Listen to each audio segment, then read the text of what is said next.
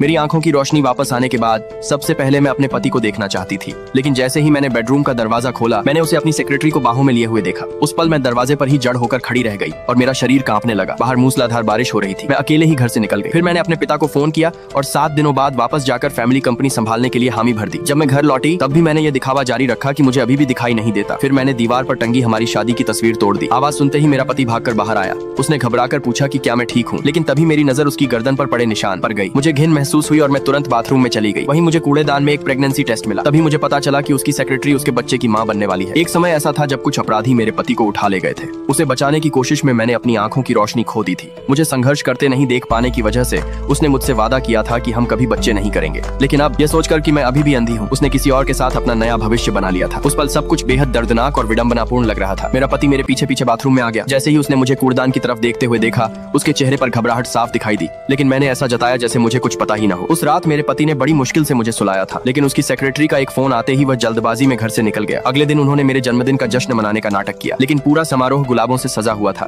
जबकि गुलाब वे फूल थे जिनसे मुझे सबसे ज्यादा नफरत थी। यहाँ तक कि केक पर मेरा नाम हटाकर उसकी सेक्रेटरी का नाम लिख दिया गया था। जब मेरा पति कुछ देर के लिए वहाँ से गया तब उसकी सेक्रेटरी मेरे सामने आ गई। उसने कहा कि वह और मेरा पति काफी समय से साथ है। मैं मुस्कुराई और उससे कहा वह मुझे तलाक नहीं देगा और तुमसे शादी भी नहीं करेगा। मेरी बात सुनते ही उसका चेहरा गुस्से से पीला पड़ गया। जब मेरा पति वापस आया तो दोनों मेरे सामने ही पार्टी छोड़कर जल्दी चले गए। मेरे जाने से एक दिन पहले मैंने हमारी साथ की सारी तस्वीरें जला दी, यहाँ तक कि अपनी शादी की अंगूठी भी आग में फेंक दी। मैं चाहती थी कि मेरा पति रुककर मेरे साथ आखिरी बार खाना खाए, लेकिन उसकी सेक्रेटरी लगातार उसे संदेश भेज रही थी और वापस बुला रही थी। वह बेचैन होने लगा। आखिरकार उसने फिर मुझे अकेला छोड़कर जाने का फैसला किया। जैसे ही वो मुड़कर जाने लगा मैंने उसे रोक लिया। फिर मैंने उसके हाथ में एक दस्तावेज थमा दिया। उसने बिना पढ़े ही तुरंत उस पर हस्ताक्षर कर दिए, लेकिन वह दस्तावेज दरअसल हमारे तलाक के कागजात थे। उधर वह अपनी सेक्रेटरी को अस्पताल जांच के लिए लेकर गया। वहीं डॉक्टर से उसे पता चला कि मेरी आंखों की रोशनी पहले ही वापस आ चुकी थी। ये सुनते ही वह सन्न रह गया। तभी उसे एहसास हुआ कि पिछले कुछ दिनों से मैं सब कुछ अपनी आंखों से देख रही थी। वह पागलों की तरह घर की ओर दौड़ा, लेकिन जब तक वह वहां पहुंचा घर पूरी तरह खाली हो चुका था।